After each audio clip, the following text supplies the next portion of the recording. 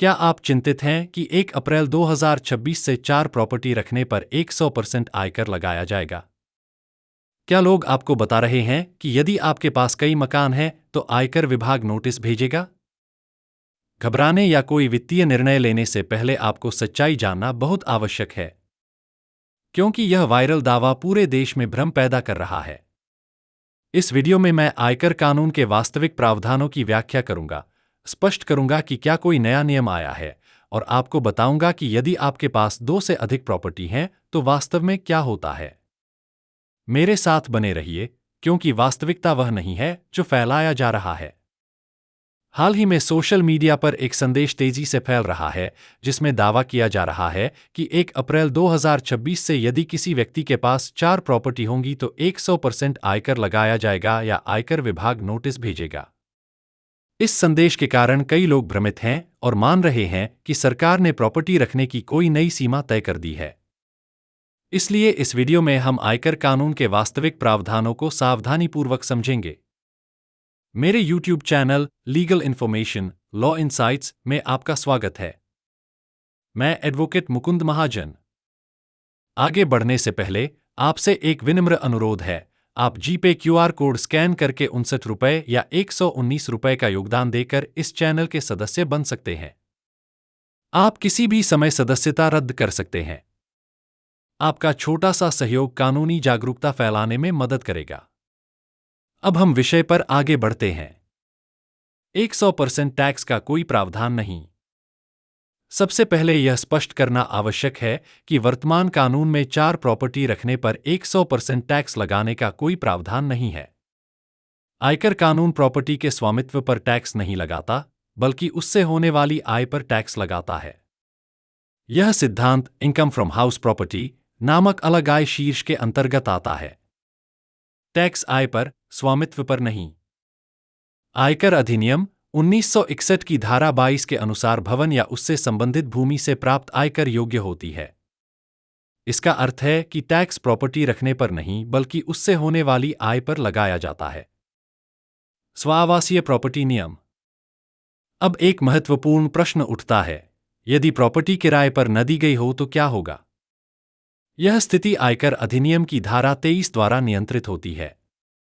धारा 23(2) के अंतर्गत करदाता अधिकतम 2 मकानों को स्वावासीय घोषित कर सकता है। इन 2 स्वावासीय मकानों का वार्षिक मूल्य 0 माना जाता है, अर्थात उनके लिए कोई काल्पनिक किराया नहीं जोड़ा जाता। डीम्ड लेट आउट प्रॉपर्टी का अर्थ। यदि किसी व्यक्ति के पास 2 से अधिक मकान हैं, तो धारा 23(4) के अंतर्गत तीसरी और उसके बाद की प्रॉपर्टी को डीम्ड लेट आउट माना जाता है। इसका अर्थ यह नहीं है कि सरकार कोई दंड लगाती है या 100% टैक्स लगाती है। इसका केवल अर्थ यह है कि ऐसी प्रॉपर्टी से संभावित किराया मान लिया जाता है, भले ही वास्तव में किराए पर न दी गई हो। इस अनुमानित आय को नोशनल रेंट कहा जाता है। नोटेशनल किराया और कटौतियां।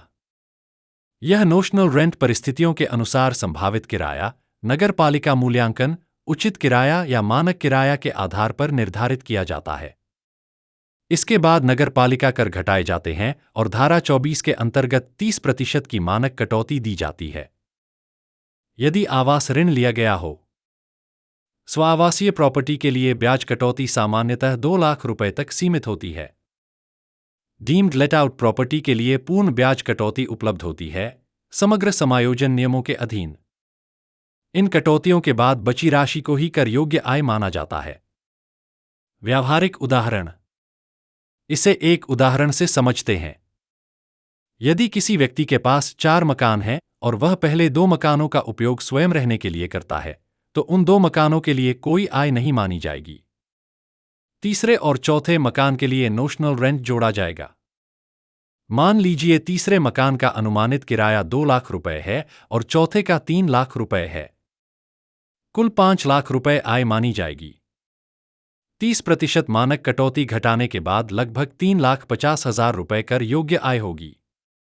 यह राशि व्यक्ति की कुल आय में जोड़कर लागू आयकर स्लैब के अनुसार टैक्स लगेगा। इससे स्पष्ट है कि यह 100% टैक्स नहीं है। प्रॉपर्टी की संख्या पर कोई सीमा नहीं। यह भी महत्वपूर्ण है कि आयकर कानून प्रॉपर्टी की संख्या पर कोई सीमा निर्धारित नहीं करता। कोई व्यक्ति 1, 4 या 10 प्रॉपर्टी भी रख सकता है। कानून केवल इतना कहता है कि 2 स्वावासीय प्रॉपर्टी के बाद अन्य प्रॉपर्टी को कर उद्देश्यों के लिए डीम्ड लेट आउट माना जाएगा।